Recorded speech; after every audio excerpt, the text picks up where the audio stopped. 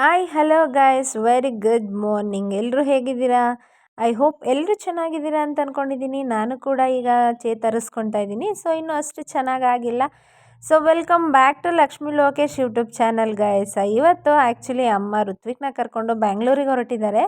So ಯಾಕಪ್ಪ ಅಂತ ಹೇಳಿದ್ರೆ ಅಲ್ಲಿ ಒಂದು ಸ್ವಲ್ಪ ಅರ್ಜೆಂಟ್ ಕೆಲಸ ಇದೆ. ಸೊ ಹಾಗಾಗಿ ಅಮ್ಮ ಇಲ್ಲಿ ಪಾಪುನ ಬಿಟ್ಟು ಹೋದರೆ ಅವನು ಕೂಡ ನನ್ನ ಮೇಲೆಲ್ಲ ಬೀಳೋದು, ಹಿಂಸೆ ಮಾಡೋದು ಮಾಡ್ತಾನಲ್ಲ. ಸೊ ಹಾಗಾಗಿ ಹೊರಟಿದ್ದಾರೆ. ಆ್ಯಕ್ಚುಲಿ ಇವತ್ತು ಬಸ್ಸಲ್ಲೇನು ಹೋಗ್ತಾ ಇಲ್ಲ. ಅಮ್ಮ ಪಾಪುನ ಕರ್ಕೊಂಡು ಕಾರಲ್ಲೇ ಹೋಗ್ತಾ ಇದ್ದಾರೆ. ಬಟ್ ಲೋಕಿ ಹೋಗಲ್ಲ, ಲೋಕಿ ಫ್ರೆಂಡ್ ಕರ್ಕೊಂಡು ಹೋಗ್ತಾ ಇದ್ದಾರೆ. ಸೊ ಅವ್ರು ಬರೋದು ಇನ್ನೂ ಒಂದು ಸ್ವಲ್ಪ ಲೇಟ್ ಆಗುತ್ತೆ ಅಂಥೇಳಿ ಅವ್ರಿಗೋಸ್ಕರ ಕಾಯ್ತಾಯಿದ್ರು. ಇನ್ನು ಋತ್ವಿಕ್ ನೋಡಿ ಏನೇನು ಬೇಕೋ ಎಲ್ಲ ಎತ್ತಿಟ್ಕೊಂಡಿದ್ದಾನೆ. ಅಮ್ಮ ಆ್ಯಕ್ಚುಲಿ ರಿತಿಕ್ಷನ್ಗೆ ಏನು ಬೇಕು ಅಂತೆಲ್ಲ ಕೊಡಿಸಿದ್ರು.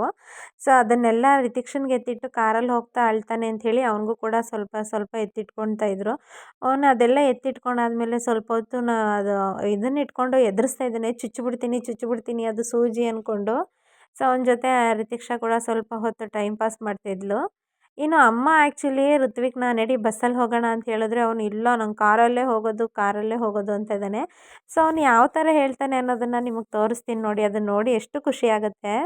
ಋತ್ವಿಕ್, ಋತ್ವಿಕ್, ಬಸ್ಸಲ್ಲಿ ಹೋಗು. ಬಸ್ಸಲ್ಲಿ ಹೋಗ.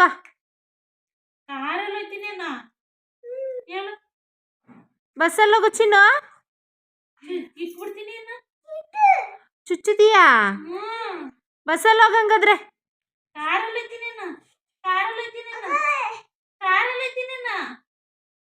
ಬಸ್ಸಲ್ಲಿ ಹೋಯ್ತೀಯಾ?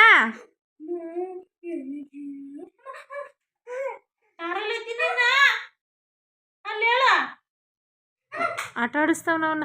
ಚಿನ್ನ ಕಾರಲ್ಲಿ ಹೋಯ್ತೀಯ ಬಸ್ಸಲ್ಲಿ ಹೋಯ್ತೀಯಾ? ಬಸ್ಸಲ್ಲಿ ಹೋಗೋ. ಏನ್ರಲ್ಲಿ ಹೋಯ್ತೀಯಾ? ಬಸ್ಸಲ್ಲಿ ಹೋಗು. ಬಸ್ಸಲ್ಲಿ ಹೋಗ್ತೀಯಾ?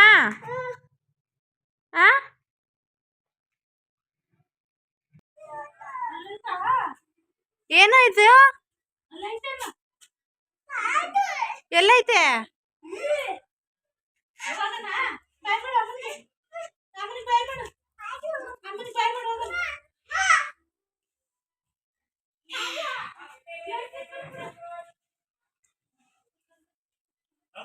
ಸೊ ನೋಡಿದ್ರಲ್ಲ ಅವನು ಕಾರು ಅಂದರೆ ಯಾವ ರೀತಿ ಪ್ರಾಣ ಅಂತ.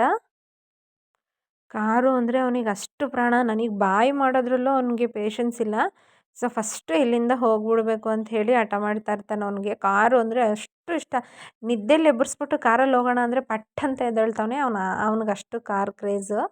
ಇನ್ನು ಅವ್ರನ್ನ ಕಳಿಸಿ ಲೋಕಿ ಮನೆ ಹತ್ರ ಹೋಗಿದ್ದಾನೆ. ಸೊ ಇವತ್ತು ಆ್ಯಕ್ಚುಲಿ ಸ್ಟೆಪ್ಸಿಗೆ ಗ್ರಾನೈಟ್ ಹಾಕ್ತಾಯಿದ್ದಾರೆ. ಗ್ರಾನೈಟ್ ಹಾಕೋದು ಸ್ಟೆಪ್ಸಿಗೆ ಸ್ವಲ್ಪ ಪೆಂಡಿಂಗ್ ಇಟ್ಕೊಂಡಿದ್ರು. ಯಾಕೆಂತ ಹೇಳಿದರೆ ಮನೆಯೆಲ್ಲ ಫುಲ್ ಕಂಪ್ಲೀಟ್ ಮಾಡಿದರು. ಬಟ್ ಸ್ಟೇರ್ ಕೇಸ್ದು ಇವಾಗ ಆಗಿರಲಿಲ್ಲ. ಇನ್ನು ಸ್ಟೇರ್ ಕೇಸ್ದು ಮಾತ್ರ ಪೆಂಡಿಂಗ್ ಇರೋದ್ರಿಂದ ಇವತ್ತು ಸ್ಟೇರ್ ಕೇಸ್ಗೂ ಕೂಡ ಗ್ರಾನೈಟ್ ಹಾಕ್ತಾಯಿದ್ದಾರೆ. ಹಾಗೆ ಫ್ರಂಟ್ದು ಕೂಡ ಟೈಲ್ಸ್ ಹಾಕೋದಕ್ಕೆ ಎಲ್ಲ ರೆಡಿ ಮಾಡಿಟ್ಟಿದ್ದಾರೆ. ಸೊ ನೋಡ್ತಿರ್ಬೋದು ನೀವು ಮನೆ ಎಲ್ಲ ಯಾವ ರೀತಿ ಇದೆ ಅಂತ ಹೇಳಿದ್ರೆ ಎಲ್ಲ ಐಟಮ್ಸು ಗ್ರೌಂಡ್ ಫ್ಲೋರೇ ಹಾಕಿರೋದ್ರಿಂದ ಸೊ ಎಲ್ಲ ಅಲ್ಲಲ್ಲಿಗೆ ಇದೆ. ಇನ್ನು ನಿನ್ನೆ ನೈಟು ಆ್ಯಕ್ಚುಲಿ ಪ್ಲಂಬಿಂಗ್ದು ಏನು ವಾಟರ್ ಕಲೆಕ್ಷನ್ ಇತ್ತು ಅದು ಮಾತ್ರ ಕೊಟ್ಟಿದ್ದರು. ಇನ್ನು ಮಿಕ್ಕಿದ್ದು ನಾಳೆ ಬರ್ತೀನಿ ಅಂತ ಹೇಳಿ ಬಿಟ್ಟು ಹೋಗಿದ್ದಾರೆ. ಸೊ ಇವಾಗ ಏನು ಕಿಚನ್ ಪೈಪ್ ಆಗಿರ್ಬೋದು ಅಥವಾ ಕಿಚನಿಂದ ಇವಾಗ ಇಲ್ಲಿ ಗ್ರಿಲ್ಲಿಂಗ್ ಮಾಡಿ ಇಲ್ಲೆಲ್ಲ ಪೈಪ್ ಕನೆಕ್ಷನ್ ಕೊಟ್ಟಿದ್ದಾರೆ. ಇದು ಆ್ಯಕ್ಚುಲಿ ಮೇಲಿಂದ ಬಂದಿರೋದು. ಈಗ ಏನು ತೋರಿಸ್ತಾ ಇದ್ದೀನಿ, ಈಗ ಇಲ್ಲೆಲ್ಲ ಪೈಪ್ ಹಾಕೋದಕ್ಕೆ ಅಂತ ಹೇಳಿ ತೆಗ್ದಿದ್ದಾರೆ. ಇಲ್ಲಿ ನೋಡಿ ಪ್ಲಾಸ್ಟಿಂಗ್ ಮಾಡಾದ್ಮೇಲೆ ಇನ್ನು ಎಷ್ಟು ಕೆಳಗಡೆ ಪಾಯವರೆಗೂ ಕಾಣಿಸೋ ಅಷ್ಟು ತೆಗ್ದಿದ್ದೀವಿ. ಈಗ ಹಂಗೆ ಪೆಂಡಿಂಗ್ ಇದೆ. ಈಗ ಅದನ್ನು ಮಾಡಿಸ್ಬೇಕು. ನೋಡಿದ್ರಲ್ಲ ಋತ್ವಿಕ್ನ ಆ್ಯಕ್ಚುಲಿ ಇವಾಗಷ್ಟೇ ಕಳಿಸಿದ್ದೀನಿ. ಎಷ್ಟು ಅವನಿಗೆ ಕಾರ್ ಅಂದರೆ ಅಷ್ಟು ಕ್ರೇಜು ಗೈಸ್. ನಿದ್ದೆಲಿ ಕೂಡ ಅವ್ನು ಎಬ್ಬರಿಸಿ ನಡೀರಿ ಹೋಗೋಣ, ಕಾರಲ್ಲಿ ಹೋಗೋಣ, ಕಾರ್ ಬಂತು ಅಂದರೆ ಸಾಕು ಎದ್ದು ಬಿಡ್ತಾನೆ. ಆಮೇಲೆ ಇನ್ನೊಂದು ಏನಪ್ಪ ಅಂತ ಹೇಳಿದ್ರೆ ಕಾರ್ ಕೀನ ಆಗಿರ್ಬೋದು ಅಥವಾ ಮನೆ ಕೀನೇ ಆಗಿರ್ಬೋದು ಅಥವಾ ಅಂಗಡಿ ಕೀನೇ ಆಗಿರ್ಬೋದು, ಮೊದಲು ಅವ್ನ ಕೈಯಲ್ಲಿ ನಾವು ಕೀ ಕೊಟ್ಬಿಡ್ಬೇಕು. ಇವಾಗ ಎಲ್ಲಾದರೂ ಹೊರಗಡೆ ಹೋಗ್ತಾ ಇದ್ದೀವಿ ಅಂದರೆ ಮನೆ ಬೀಗನೂ ಅಷ್ಟೇ ಹಾಕಿದ ತಕ್ಷಣ ಅವ್ನ ಕೈಯಲ್ಲಿ ಕೊಟ್ಬಿಡ್ಬೇಕು. ಕಾರ್ ಬೀಗನೂ ಅಷ್ಟೇ, ಕಾರ್ ಸ್ಟಾರ್ಟ್ ಮಾಡಿದ ತಕ್ಷಣ ಅವ್ನ ಕೈಯಲ್ಲೇ ಇರಬೇಕು. ಆಮೇಲೆ ಬೀರು ಬೀಗ ತೆಗೆದ್ರು ಅಷ್ಟೇ ಬೀಗ ಅವ್ನ ಕೈಯಲ್ಲೇ ಇರಬೇಕು. ಯಾಕೆ ಅನ್ನೋದು ನನಗೂ ಗೊತ್ತಿಲ್ಲ. ಇಲ್ಲ ಬಿಟ್ಟು ಹೋಗ್ತಾರೆ ಅಂತನ ಅಥವಾ ನನ್ನ ಹತ್ರನೇ ಇರಬೇಕು ಅಂತನ ಏನು ಅನ್ನೋದು ಗೊತ್ತಿಲ್ಲ. ಸೊ ನಾನು ಕೂಡ ಚಿಕ್ಕವಳಿರ್ಬೇಕಾದ್ರೆ ಅದೇ ರೀತಿ ಇದ್ದಂತೆ. ಏನಾದರೂ ನೋಡಿದ್ರೆ ಅದು ನನಗೆ ಹಿಂಗೆ ಬೇಕು ಅನ್ನೋ ಥರ ಮೋಸ್ಟ್ಲಿ ಅವನಿಗೆ ಅದೇ ಗುಣ ಬಂದಿರಬಹುದು, ಗೊತ್ತಿಲ್ಲ. ಹಾಗೆ ಇನ್ನು ಪ್ಲಂಬಿಂಗ್ ಕೆಲಸ ಆಗಿರ್ಬೋದು, ಟೈಲ್ಸ್ ಕೆಲಸ ಆಗಿರ್ಬೋದು, ನಾನು ಆ ವಿಡಿಯೋದಲ್ಲಿ ನಿಮ್ಮ ಜೊತೆ ಶೇರ್ ಮಾಡಿದ್ದೀನಿ ಗೈಸ್. ಈಗ ಸ್ಟೇರ್ ಕೇಸ್ದು ಮಾತ್ರ ಅವ್ರು ಇನ್ನೂ ಹಾಕಿರಲಿಲ್ಲ, ಒಳಗಡೆ ಎಲ್ಲ ಹಾಕಿ ಸ್ಟೇರ್ ಕೇಸ್ದು ಸ್ವಲ್ಪ ಪೆಂಡಿಂಗ್ ಇಟ್ಟಿದ್ರು ಅವರು.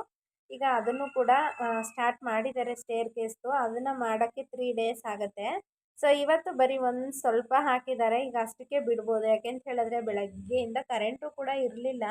ಯಾವಾಗ ಬರುತ್ತೋ ಅವಾಗ ಕಟ್ ಮಾಡ್ಕೊಂಡು ಇಟ್ಕೊಂಡು ಕರೆಂಟ್ ಹೋದಾಗ ಸ್ಟೆಪ್ಸ್ ಹಾಕೊತಾ ಇದ್ರು. ಇನ್ನು ನೆಕ್ಸ್ಟ್ ಅದನ್ನು ಇನ್ನು ನಾಳೆ ನಾಡಿದ್ದನ್ನು ಕೂಡ ಕಂಟಿನ್ಯೂ ಮಾಡ್ತಾರೆ. ಅದು ಹಾಕಿದ್ಮೇಲೆ ಹೆಂಗೆ ಕಾಣಿಸುತ್ತೆ ಅಂತ ತೋರಿಸ್ತೀನಿ. ಆಮೇಲೆ ಹಾಕಿದ್ಮೇಲೆ ಸೈಡಲ್ಲೆಲ್ಲ ಇನ್ನೂ ಸಿಮೆಂಟ್ ಫಿಲ್ ಮಾಡಿ ಅದನ್ನು ಕೂಡ ಪ್ಲಾಸ್ಟಿಂಗ್ ಮಾಡಿಸ್ಬೇಕು. ಸೊ ಸ್ಟೇರ್ ಕೇಸ್ದು ಆ್ಯಕ್ಚುಲಿ ಒಂದು ಸ್ಕ್ವಯರ್ ಫೀಟ್ಗೆ ಸ್ಟೇರ್ ಕೇಸಿಗೆ ಮಾತ್ರ ಮನೇಲಿ ಹಾಕೋದಕ್ಕೆ 18 ರೂಪಾಯಿ ಒಂದು ಅಡಿಗೆ ತೊಗೊಂಡಿದ್ರು. ಮೆಟ್ಲದಕ್ಕೆ ಹಾಕೋದಕ್ಕೆ ಒಂದು ಅಡಿಗೆ ಒಟ್ಟು 45 ರೂಪಾಯಿ ಬೀಳುತ್ತೆ. ಯಾಕೆ 45 ಅಂತ ಹೇಳಿದ್ರೆ ಹಾಕೋದಕ್ಕೆ 22 ರೂಪಾಯಿ.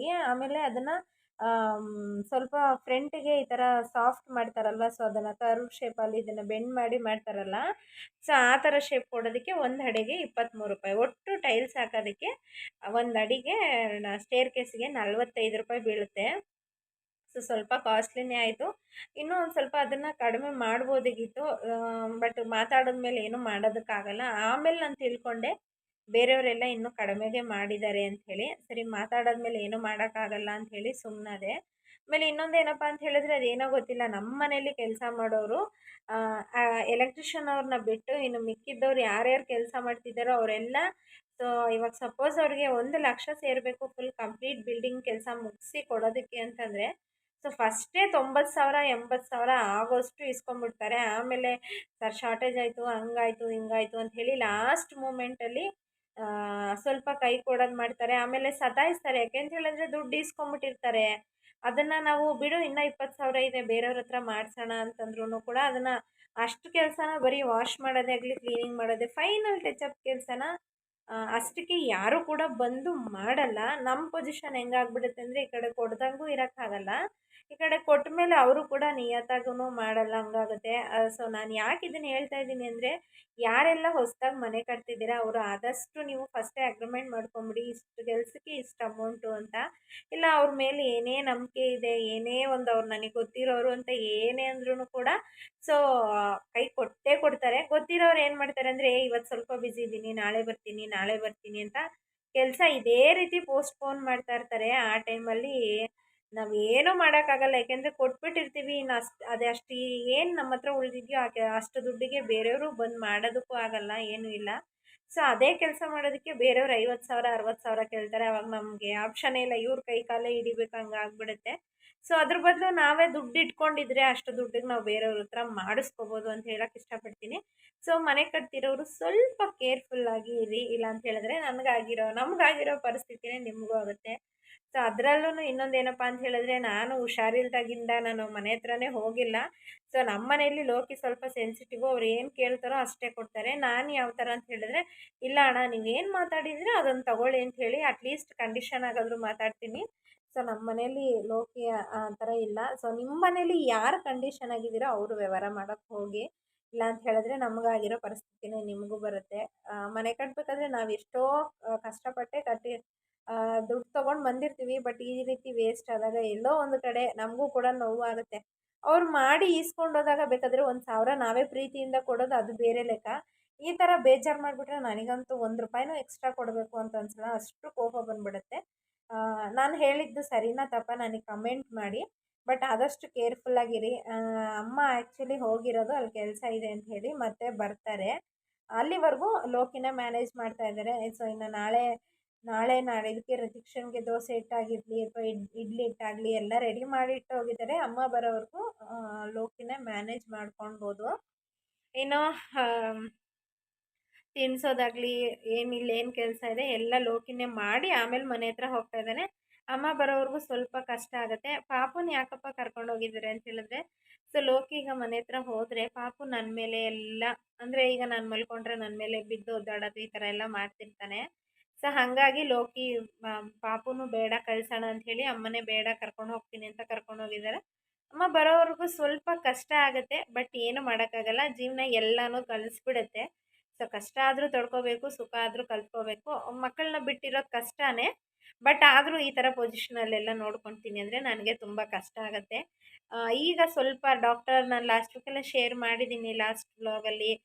ಹಿಂಗೆ ಇದ್ದರೆ ಆಪ್ರೇಷನ್ ನೆಸೆಸಿಟಿ ಆಗಿಬಿಡುತ್ತೆ ಅಂತ ಹೇಳಿದ್ದಾರೆ. ಸೊ ಹಾಗಾಗಿ ರೆಸ್ಟ್ ಮಾಡೋಣ ಅಂತ ಅಂದ್ಕೊಂಡಿದ್ದೀನಿ ಅಷ್ಟೇ. ಸೊ ನೋಡಿದ್ರಲ್ಲ ವ್ಲಾಗು ಎಲ್ಲಿ ಹೆಂಗೆಂಗಿದೆ, ಏನೇನಾಗಿದೆ ಅಂತ ಶೇರ್ ಮಾಡಿದ್ದೀನಿ. ಸೊ ಇವತ್ತು ಇಲ್ಲಿಗೆ ವ್ಲಾಗ್ನ ಎಂಡ್ ಮಾಡ್ತಾ ಇದ್ದೀನಿ. ವಿಡಿಯೋ ಇಷ್ಟ ಆಗಿದ್ರೆ ಲೈಕ್ ಮಾಡಿ, ಶೇರ್ ಮಾಡಿ, ಹಾಗೆ ಸಬ್ಸ್ಕ್ರೈಬ್ ಮಾಡಿ. ಇನ್ನೂ ಯಾರ್ಯಾರು ನನ್ನ ಚಾನಲ್ನ ಸಬ್ಸ್ಕ್ರೈಬ್ ಮಾಡ್ದಿರ ನೋಡ್ಕೊತಿದ್ದೀರಾ, ಸೊ ಪ್ಲೀಸ್ ಸಬ್ಸ್ಕ್ರೈಬ್ ಮಾಡಿಕೊಂಡು ನನಗೂ ಎನ್ಕರೇಜ್ ಮಾಡಿ ಅಂತ ಹೇಳ್ತಾ ಇವತ್ತಿನ ವ್ಲಾಗ್ ಇಲ್ಲಿಗೆ ಎಂಡ್ ಮಾಡ್ತಾ ಇದ್ದೀನಿ. Thank you guys. ಇದೇ ರೀತಿ ಸಪೋರ್ಟ್ ಮಾಡ್ತಾ ಇರಿ. Love you all.